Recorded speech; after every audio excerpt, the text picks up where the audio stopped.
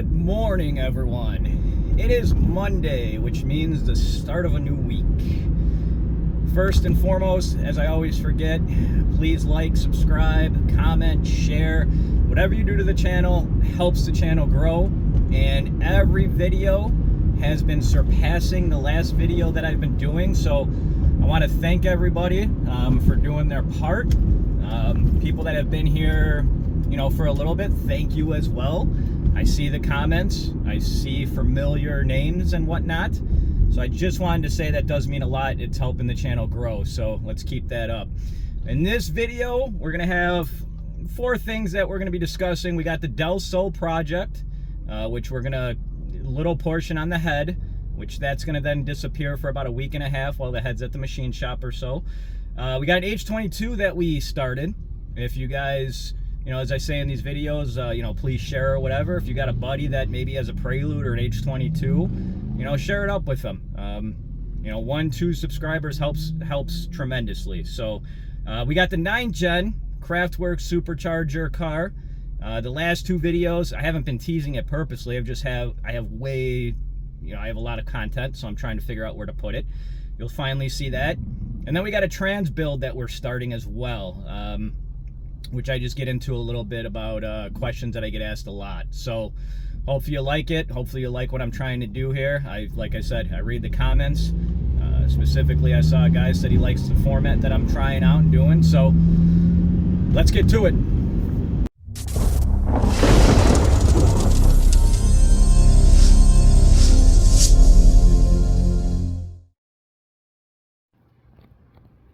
So we got the head off, and what we're looking for more so now is to make sure this piston, this rod and piston that left the chat, if it did any damage to the head, that we can see right off the bat, and I'm not seeing anything.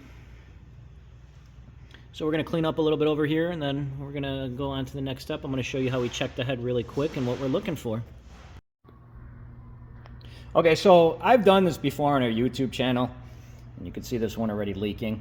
Quick and easy way if you want to test your valves and see how if they're leaking or sealing. This quick and easy. Now, I would recommend that if you're on the fence, take it to a machine shop. They can pressure test it with air.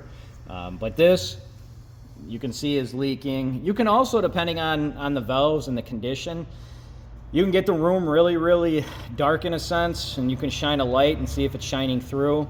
You can see how this one is holding. The other thing too that we're looking for basically in these cylinders, if I turn on the flash here, is carbon buildup. Now, carbon buildup is not always going to be a sign that it's the head and not more so like the pistons in a sense. But looking at the condition, I'm trying to get the light in there. I should have, hold on one second. Okay, so I have my light off. I'm trying to get my camera to focus. It's having a hard time, but what I'm trying to show you guys is you can see that the valves have carbon also built up on them. And so what normally happens when a valve seal goes bad, and more so people replace just the valve seal, but ultimately it's the valve guide. Since the valve seal sits on the valve guide, if the valve guide has too much play, then if you replace just the valve seals, yes, it possibly might stop smoking in a sense, but it won't last long. So ultimately, what happens, and you can also, maybe, or you read it online, or maybe you had this issue where the car only starts up in the morning, and it only smokes in the morning when I go and start it, but then after that it's fine. What's actually happening is the oil is dripping down onto the valve. It's sitting on top of the valve, and then first startup, that oil will drop in and you'll get that burning. This case, since he has a brand new, a freshly built block, we've seen worse in a sense as far as leakage goes, but would I recommend putting this on a brand new bottom end build? No, I wouldn't. I already sent the customer a message and said, hey, I would recommend at the very least OEM valves to make sure that we get 100% seal, and valve guides and valve seals as well.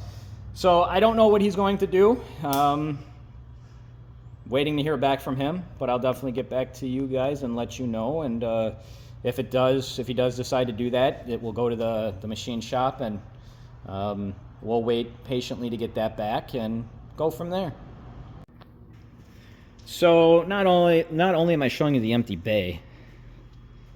Where's the engine? No, kidding. I actually have a point. Now we're going to be waiting for the head to come back from machine shop. The customer did inform us that the car was burning oil prior. He said it depends how heavy he was on his foot, but he was telling me 3 quarts. Give me 1 second, because I wanted to make sure I was correct on that. He said depending how heavy he was on his foot, the thing would be burning 3 quarts of oil a week. So, you got a fresh block. Should freshen up the head as well. One thing though that I will mention, as I was mainly doing this video with the empty bay, you notice that the axles are in here. We keep those in there because over the many years of doing this, we have found when we have to roll the car around with no engine, the wheel bearings are more likely to have more wear.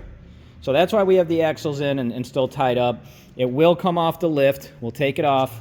We'll make sure everything else is done, or we're waiting on getting all the parts here. He has some questions on prices, which we got to get over to him too. But everything still will be in motion. The car will get off the lift. The head is going to go to the machine shop. This block is going to be tore down some more. He's going to be using the trans, of course, to start her. I noticed the new block doesn't have the water pipe, so if the water pipe fits on that block, you can see the piston here. So we'll be doing all that. We'll be inventorying everything, and then when we get back, when we get the head back from the machine shop, this car will ultimately start coming back together, which I'll also document as well. But there'll be a couple videos where you won't see this, I'm guessing, depending on how long the wait is at our machine shop. So this may be the last little video that you're going to see on this car for a couple weeks. And here's just another project we're in the middle of. H22 Prelude. So right now we're currently mocking up the intercooler, getting exactly not only where it wants to be, but we're also making a custom brace, which is coming out absolutely beautiful. One of the big things with this engine bay, this cramped bay itself, is going to be the amount of space. The amount of space that we have, probably, I don't want to say one of the worst engine bays because I'm sure there's worse, but you got to imagine we still have to fit a radiator in here. The battery most likely is going to go in the back. We still have to fit the downpipe in here, which is going to be the big thing. We have to fit the dump tube in here as well. So you see the space that we're dealing with. And on top of that, we also have to fit an oil return line somewhere. So it is a very cramped bay. This one, there's a lot of stuff I believe we're doing on this car. Originally, it was just in here for the intercooler piping. Of course, you see that it has no bumper. He also brought a fuel tank that is outside of the car, so I believe we're going to be installing all of that. And I will add on top of this, the intercooler is pretty big. I was going to get into the design, but I'm going to save that. I don't want to take up more portion of this video. So I'm going to come back here. You're going to see this car a little bit more on top of everything else that's going on. And I think that's pretty much about it. As I've been saying in my videos, you're going to have to pretty much watch week by week now to stay on top of a project. Still trying to figure out how to, well, someone recommended the playlist thing or whatever. I got to look into it. Haven't done it. Haven't had the time on YouTube. So we got this going on too. I just wanted to add one more thing and just point out. Notice how we mounted the intercooler? Notice how we still have the stock bumper support? Because as far as I know, this car is going to be a street car. So Yes, we could have just got rid of it simply, but why? Why when we can utilize it and make it that much better? And here is a K-Series transmission on our bench. You can see how dirty it is, and just, it's been sitting for a long time. And the one thing that worries me, as it always worries me, is if a transmission's been sitting, if there's any exposed openings, and boom. So hopefully this thing wasn't sitting like outdoors. Here's the other thing too about transmission stuff that we get asked a ton. How much and what's all going to need to be replaced? Well, to answer both of those, we can give you a set price for us to break this open and do the inspection. We can't tell you how much labor it's going to be, because there's going to be a big difference if we have to replace every single gear, if every single gear got chewed up, and or if you have signs of wear on a gear, depending on how bad it is. Well, the last thing you want to do is put brand new synchros in there, brand new bearings with gears that should be replaced too. So ultimately, you know, I tell people this is kind of what you can expect. If we got to start replacing gears or gear sets, that's where it gets expensive. And until we open it up, we really can't tell. And at that point, how we work and operate on a lot of stuff here, when we open it up, we're going to document the damage. We're going to take pictures. We can send it to you. We can share. So this one should be in the next video, because of course you see it's not opened up, and I'm not opening it up today. But I'm just trying to kind of show. We have. Let me stop myself. We have a ton of work here. So if I were to showcase like everything, a video will probably be about 2 to 3 hours long. I'm just kind of showing you guys what I think would be interesting, but more so too, as I said, I receive a lot of calls about this stuff. Hopefully some of you guys see this and kind of can be like, oh, okay, I get that. Next video should be opened up, and you'll see more about this transmission. So you're finally going to get to see all the video clips of this car. I know the last 2 videos I've been talking about it, didn't have a spot for it. Well, here's all the old clips, keeping in mind you might see a couple clips here and there that you already saw, and I explained that. So I'm going to roll the old clips, and then I'm going to come back and tell you what we found with the issue. So I'm not going to cover this whole car because I have enough dyno footage for this week's video, but I do want to show you guys just more so what we can encounter during a tune. So I'm going to hop in the car. I'm going to show you guys something that's happening with some weird readings that I've never seen before. But I'll also say, when I took out the spark plugs, look at that. Not only that, so I was putting them here specifically. Look how that one is. I don't know if they tried gapping this one and what happened. I will say, with iridium plugs, I'll actually show you really quick what NGK says. So, never seen this before. Yeah.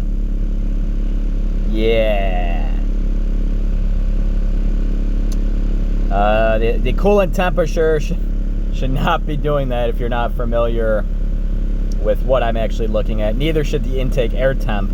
I don't know what's going on with this car. More so, it has a weird surging idle at times. Yeah, that's fun. Okay, so as far as the spark plug goes, what I believe that they were gapped, and I'm going to show you what it literally says on NGK's website about gapping iridium plugs. I'm going to say they were gapped. I'm going to say whoever gapped them pried on the actual electrode, weakening it, and they just snapped off and fused to the grounding strap. Now, I will go on a little bit of a rant or a ramble. if I have any free time and I'm, at home, I cannot, my brain does not focus like on watching a movie. It's very hard for me to focus on stuff like that. So at times I'll browse certain Facebook groups just to help people out. It is getting so bad, the misinformation that's out there. And I personally believe it's guys with very to little, no experience that just because you did it once or your buddy did it once doesn't mean that you should go online and push the narrative. And I'm not just talking about spark plugs. I'm working on something. I don't want to spoil it and have anybody, there's other people that watch these videos that I know copy some of the stuff we do that own other shops. So I'm not going to get into that more so right now, but it is insane how much not only misinformation is out there, but then people want to argue with you. Back in the day, the one big thing, and I still stand ground to this because I do this day in and day out. If you own a 9th gen Civic, if you get a downpipe, there's a group of people that say, and we're not talking about performance aspect. If you get an intake arm on a 9th gen Civic, depending what intake arm it is, and if it moves the mass airflow sensor, you need to get the vehicle tuned. It's not going to run right. There are so many guys back in the day, it's become a little bit less, that will push and fight, excuse me, till they're literally blue in the face trying to argue that if you do a downpipe, it needs to be tuned. Absolutely needs to be tuned. It does not. It does not need to be tuned. The car will compensate for the extra exhaust flow. Now, there is to a point that if it's compensating too much, you're going to get a too rich or too lean code. But if you don't get that code, it doesn't need to be tuned for it. I mean, this goes back without saying. There's always been misinformation out there. There's always been people online that will they'll want to argue. But to me, lately, it's worse and worse where I don't even respond anymore. I responded to a post not too long ago. It was a guy needing help how to troubleshoot stuff. He had let me think here. It was a crank but no start, and what he was trying to diagnose, he was in the wrong direction. So I responded to him and I simply put, hey, start with this, and that. If this doesn't work, then you can go over here and try this. And if this does work, then most likely this is your problem. Someone actually responded. They were joking around and said, wow, they said something like actual useful information, and you just didn't say it was the main relay. We do this day in and day out here. We have a lot of experience on what works and what doesn't work. The plugs that I showed you, they're iridium plugs. I don't like iridium plugs. I have seen where the electrode, even if you don't gap them, even if it's an all-motor car and it's, you don't have crazy timing into it, I've seen the tips break off. I don't like iridium. That's why I always tell people too. That's one of the big things. On message boards, groups, or whatever, one of the big questions, what spark plug should I run? I simply respond with, talk to your tuner. I will possibly respond with, hey, you should possibly be running this, but still, talk to your tuner. Every tuner's different. I've had cars come in where, one notably, he couldn't figure out a misfire for the life of him. I pulled out a spark plug. I called him up. I said, why are you on this spark plug? He said, well, that's what my tuner recommended. He was here because he could not get any more help from his tuner, and then he came to me. I made him a deal. I said, hey, listen. I said, I'm not trying to tune your vehicle. I said, let me put in the spark plug that I recommend, and let me just do a pull on the car and see what happens. His misfire that he was trying to diagnose for months on end, it went away. For the power he was at, he was on way too cold of a plug, and I see that a lot. A lot of guys I see guys recommending a plug that you should be running on a boosted setup. Let's say 500 horsepower. Just keep it simple. I see guys recommending that plug to run on an almost stock all-motor setup. I get where they're coming from and what their logic in their head is, but it's not right. So watch, I cannot stress it enough. Watch who you're listening to. If you don't want to do your own research, then be prepared to possibly have the wrong information. It goes back in the day, the message board days. There were specific people in specific groups, and they had all the breakdown, the CRX, the CRX group, the EM1 and all that stuff. There were certain people in each message board that knew their stuff, and when they spoke, you would listen to them. Would you go up to a stranger on the street? Or even, let's just say, you see all the memes, you go into AutoZone and you want windshield wipers and they're asking you the size of your engine. Would you go up to a random person, and I'm not saying everybody that works at AutoZone doesn't know what they're talking about, but would you go in there and ask them for credible advice on a build that you have thousands of dollars into? No. Do your research. Watch who you're listening to, and I'm going to show you specifically what NGK says on their website about gapping iridiums. I'm going to give me a second. I highlighted it to make life easier. Fine wire plugs. Plug manufacturers warn against gapping fine wire spark plugs due to the fragile nature of their electrodes. Now, on this vehicle, when he came in and how bad the car was running, I pulled up the tune that it was on, and I will say this. I'm not the type of person to name names. If you see people trying to bash other people online, specifically when they have a business, they're doing it to try to gain business. That's more, in my mind, that's morally wrong. If I have to go bash other people to get business, I'm not doing something right. But I will say the tune that this car was on was from a reputable tuner, but it also had a burble type tune. Now, if you're not familiar with it, and I'm not going to go into that aspect of burble tunes or, pop tunes, pops and bangs, AK-47 tunes, whatever you want to call them, we're not getting into that right now. They're not good for your engine. You can go do your homework and your research on it. People ask me if I do those types of tunes. I'll do them. They cost a little bit more money, and you have to sign a specific waiver that states that it will harm your engine over time. You understand why. And if you don't, there's so many videos online about it. So was that contributing to why this spark plug, why that happened? I don't know. It's just one of those things. Misinformation can spread. It could be something as little as a spark plug.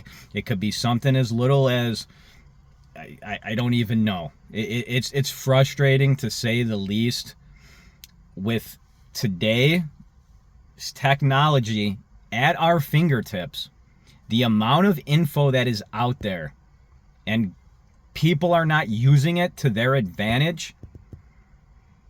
The only thing I can say is it's just people being lazy.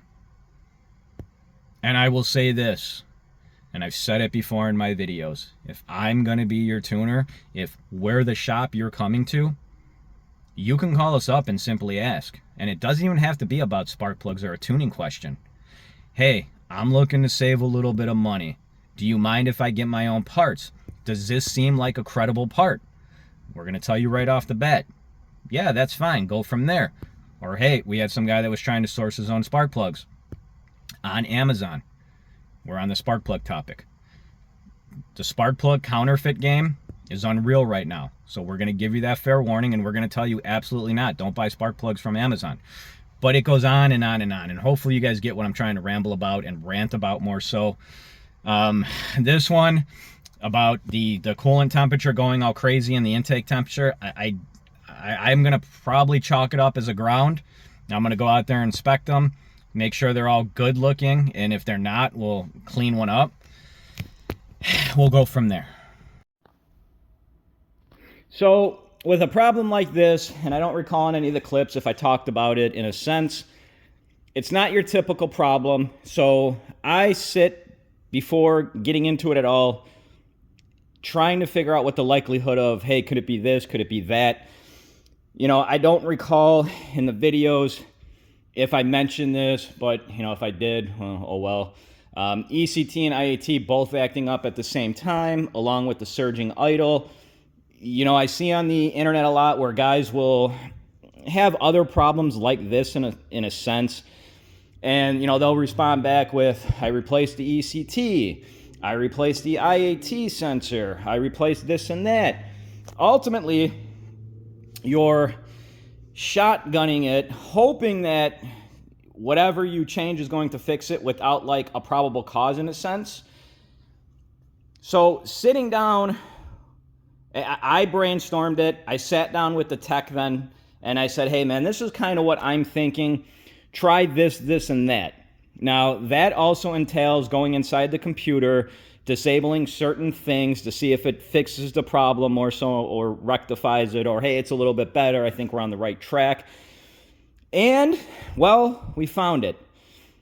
Ultimately, what was happening is if you're familiar with the stock computers and if you're trying to run a flex fuel sensor such as a Haltech flex fuel sensor, the stock computer cannot handle the signal that puts out, so it needs to go through a converter box. Now you notice this one is unplugged, because that is the problem. Even though in the tune the flex fuel portion was disabled, I believe personally this box is just it took a dump and now it was backfeeding into the computer, causing that weird IAT reading, causing the weird ECT reading, and also the idle surge. So we unplugged it, we tested it. We also had a brand new box here that we plugged in as well. And that's the issue on this one. So if the customer is going to run straight E85 or straight 93, well then this will not be needed. Neither will a flex fuel sensor. And there's so much misinformation out there where guys think they need things and they ultimately don't. Now in this case, as I will tell people, can you run a flex fuel sensor in here and do flex fuel where you can switch from 93 to E85 and go back and forth? Yeah, you can. But the problem is, inside the actual Hondata software, you're very, very limited of what you can actually do. And in reality, you really can't make any new tables in a sense. Like, let's compare Haltech really quick, which, yes, it's a standalone computer. I get it. And let's compare Hondata for a second. Now, as I said, you're very limited to what you can do inside the actual software and the program itself. In Haltech, you can have fail-safes that if you start getting a weird reading in a sense, or something starts acting up with the flex fuel sensor, it can throw a check engine light for you if you'd like it to do. You can have the car not rev out past a certain RPM. That's the biggest thing and the big deal with running flex fuel on a stock computer like this. You're very limited at what safety parameters you can have. I mean, that's what it is. So, you know, unless, as I tell people, unless you need to run two gases on the fly, which the only real reasoning I have heard over the years is, well, I do a lot of traveling. Okay, I get that. I've heard others, people say, well, in the wintertime, you don't want to run E85. That's not true in a sense. That's the misinformation where guys will come in and say, well, I'm not going to be able to start the car in the wintertime with E85. That's not true. Maybe your buddy got tuned elsewhere and he had a horrible tune, but E85 should work fine in the wintertime. The biggest thing between E85 and wintertime is going to be the blend. The ethanol blend goes down a little bit, which on these cars, if you have a good knock sensor and it's working, that's why I keep it enabled. It does work if it's set up correctly. If the ethanol sensor starts reading weird, you hope that it will throw some knock in a sense and pull back. Doesn't always work that way though, because you're limited with Hondata. But the other big thing about winter and E85 is if you're going to store your car in the wintertime and you have E85 in it, you're going to definitely want to start the system at least twice a week. That would be my recommendation. Or, as I do for my customers as well, if you've been tuned on E85 and you're going to put the car away for the wintertime and you want to put 93 in it, I will take the E85 tune, I will subtract the fueling, and now that becomes a 90, 91, 92, 93 octane tune to start the vehicle so 91, 92, 93 gas can be in your car all winter long. It's not to drive the car though. And I don't charge anything for that. If you want 2 full separate tunes, well, of course, I'm doing more work, so there is a charge. But for me to create a 93 startup only type tune for the wintertime, it's very easy for me to do, and I don't charge for stuff like that. So this one is going to be pretty much a wrap. Let's go on to the next thing.